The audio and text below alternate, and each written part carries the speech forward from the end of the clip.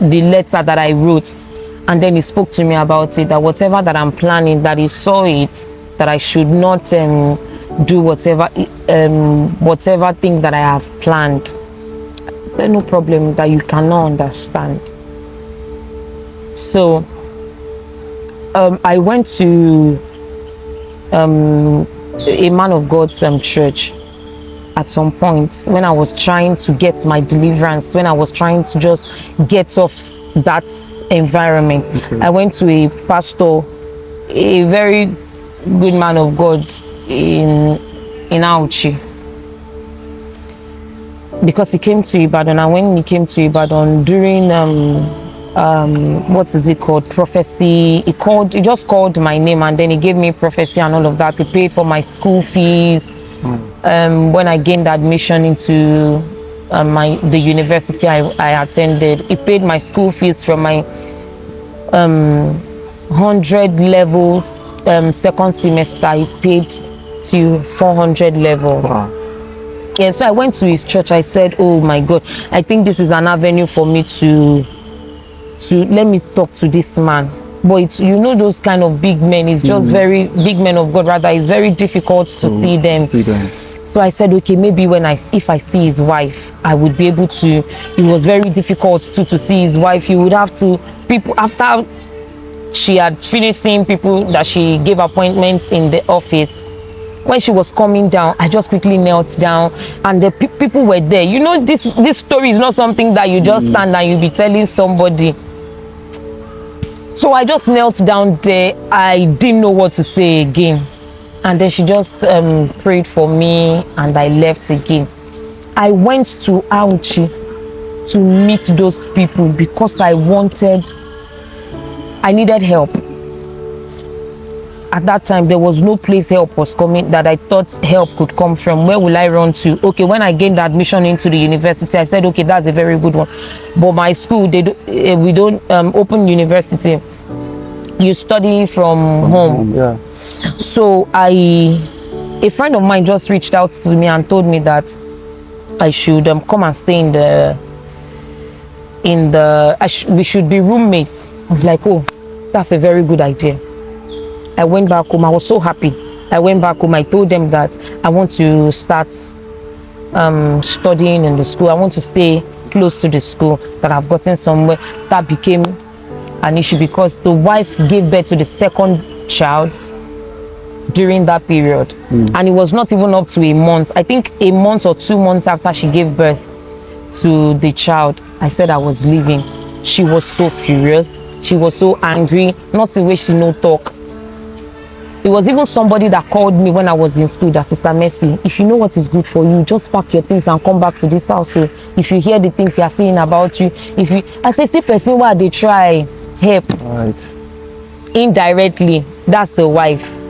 And then she is thinking that I'm doing bad because she painted me so bad.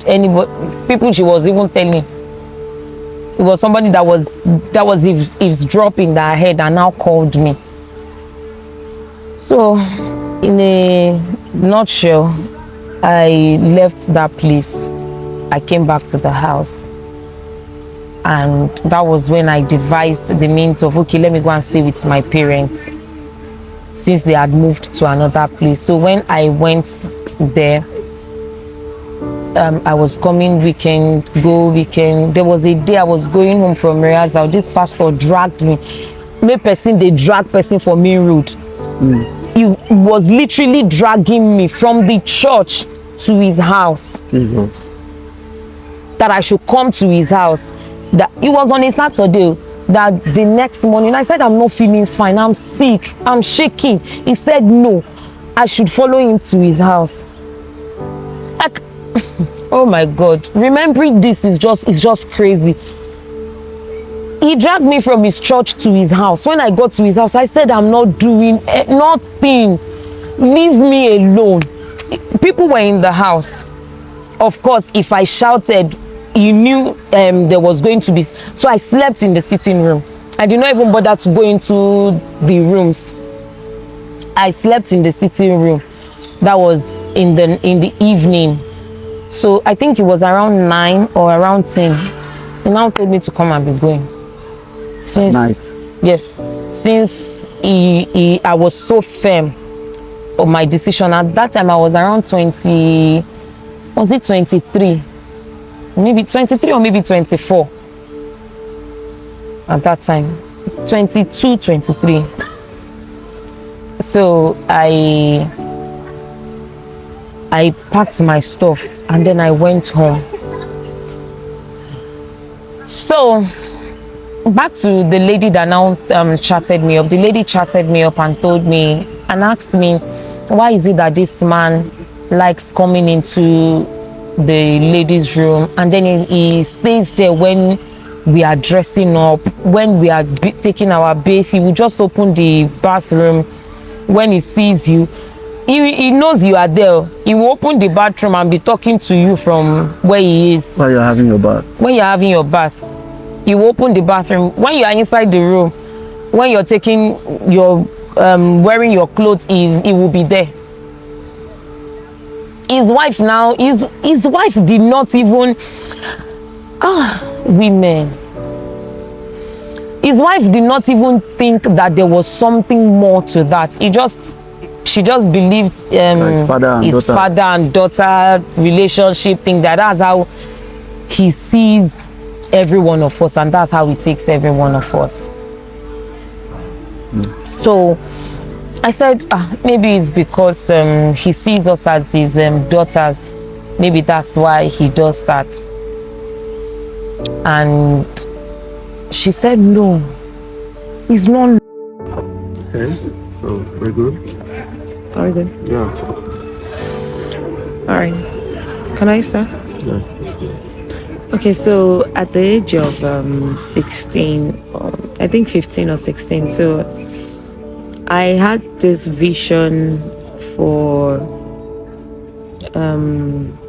taking prostitutes out of the slum, because the environment I grew up in was more like a ghetto, and some of those girls, when my mom was alive, would always come to her and tell her their story, share their story with her. She would pray with them, take them to church, and also sometimes even tip them, give them money. But we were still struggling too at the time, and then little was what she could do before we knew those girls would still go back. So when my mom died, I had that vision before my mom died. So when my mom died, it became something that I saw necessary to work on, because it was God that gave me that vision. I was just seated outside that day, and then I just heard to pick up a book and a paper, a pen and a paper, and start writing. So I started writing the vision, the mission, and everything about the ministry God had given to me, taking out prostitutes from the slum. That was the ministry. Taking out girls from the from where they are, or where they were rather, that they did not want to be. So I wrote everything down. I was so detailed to the extent that I was so detailed about the speakers, the title of each session when we have the program or something, and everybody that was going to be in attendance. I was so detailed. So there was a man called Jazzy B. There's a man rather called Jazzy B in Ibadan back then. He used to run a program called Dreams Come True with Jazzy B. So I went to him. I showed him that I showed him everything that I had written down, not what I thought out of my head when I was at that age. He took it and then he was so shocked. He was surprised as to how a young girl can have this kind of dream. He said, no, you cannot have this. You cannot have this written, because I wrote it in a foolscap sheet, and I just tore it out and I wrote it. He said, no, you will have to write it down properly.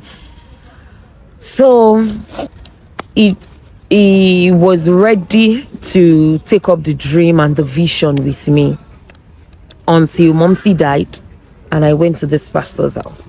So when I got to the pastor's, after all the burial and all of that had happened, so one Sunday like that, I took the where I had written everything and then I gave it to the man. I explained to him in his office that this is what God has called me to and this is what I want to do. I need his support and his prayers, and he's also one of the guest speakers, so I wrote his name as one of the guest speakers.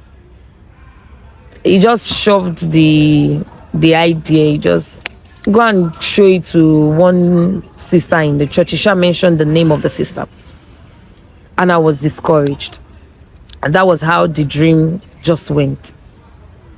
When there are times that I would want to go out and I would tell him I want to go out and have meeting with Jazzy B, he would tell me no, I could not go out. I could not go out more than a specified time. If I stay more than that time, it was a problem, because he would believe that I was going to sleep with man, I was going to do this and I was going to do that. And that was how the whole thing went. There was one incident I remember. Jazzy B sent me a message. Mercy, what are you doing? What is happening? We need to meet. We need to see. And I told him, sir, please, I'm sorry. When I see you, I will make it up to you, sir. And that was me just trying to tell him that when we meet, that I would explain everything to him. So that was how that pastor saw the message on my phone and was like, what do you mean you will make it up to him? Make it up to who? You want to go and sleep with him? He wants to do this? I said, no, that's not it. This is based on the mission. Is based on the dream that I had. That is why I want to go and see him. So that was how everybody I lost connection with everybody that could help. I was just in the house. It was from house to church, from church to school. No, then I had not even gotten admission. From house to church, from church to house, from house to market, and all of that was just in the house being used. Pastor was using me. I was doing all the house duties and all of that. So that was how the dream went to. And let me now take you guys through the time that I got my deliverance. I had started talking about when I had discussion with a friend in the same church, and then she was asking me. She asked me all the questions, and I didn't know she had something to tell me. So I just told her, if there's anything you want to tell me, if there's anything you want to say, just open up. So that was when she opened up. And she started spilling that the man had been sleeping with her. The man even got her pregnant. The man aborted the pregnancy. The man slept with her at some point and told her that because she was married and then they were looking for the fruit of the womb. So the man slept with her, that's the so-called pastor, slept with her and told her that she should go home and also sleep with the husband. So it would seem like it was the husband that got her pregnant. So when I heard that, it was as if there was something that came upon me. And I'm like, no, this is not something. So it's not only me that this thing is happening to. So it's also happening to someone else. Though I never got pregnant for him, neither did I abort any pregnancy. But it was just that molestation because he knew how to do it. I don't know how he was so slick with it. So the next day, that same morning, I wrote my resignation letter. I resigned from the choir. Just as I said I didn't know what came upon me. I resigned from the choir. I resigned from every duty of saying mama, daddy, and all of that. I stopped going to the church regularly. So I would go to my church, my now church, for first service, and I would go to his church for second service, because in his church they used to take time before they start their services. Sorry, their service. So one Sunday like that, I was just in the church, and then the wife called me. So she called me. She called somebody to come and call me. So when I met her, she was now asking me, because we're in the children church, and the children church is just a door that leads from the church. It's a door that leads to the children church. So she now called me and was asking me, Sister Mercy, what is going on? What is wrong? This is not you. You have changed. This is not the kind of person. You used to be very meek and gentle. You used to be. This is not. What is happening? Now people talk to you. You don't listen anymore. You don't. You do whatever you like. You don't. You even resigned from the choir. You did. I said, Mama, there's nothing. No. I just don't want to do all those things anymore. She said, no, I know you are a good girl. You're a very good person. She tried and tried and tried for like 30 minutes. We were still in that place. She was asking me, okay, is it this person? Is it that person? Okay, is it daddy? When she mentioned, is it daddy? I said, no, it's not daddy. It's not daddy. There's nothing wrong. Because I was thinking in my head that if I told her what was happening, that I'm not sure she had the mind or the heart or the chest to carry it. So she pestered me, and then I told her that, see, if I tell you whatever I have to tell you now, I'm just leaving. I'm going to stand up. Whatever happens next is not. She said, no problem, just speak to me. Then I told her that your husband has been molesting me for the past 8 years. Then she was so shocked.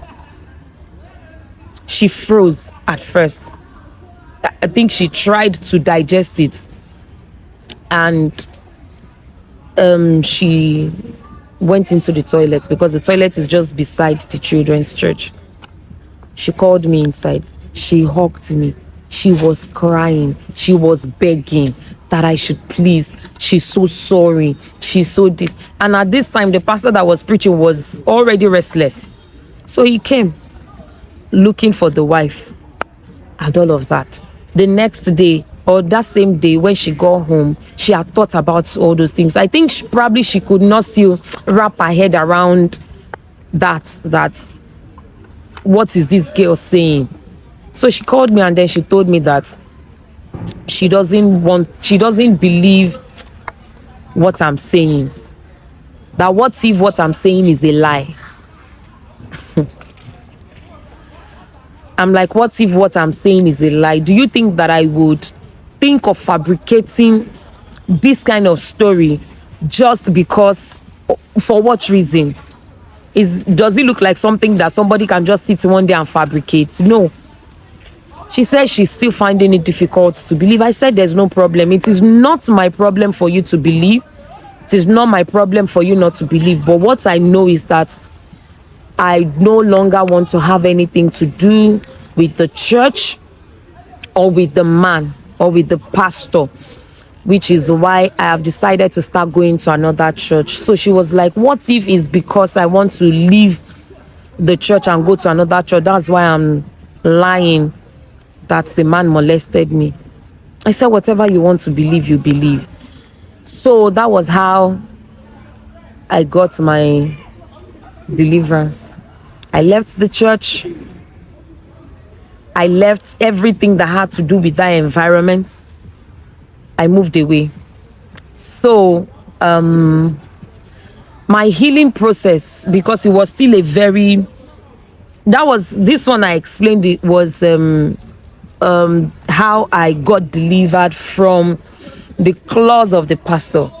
So how I got my own healing, I believe that I am healed.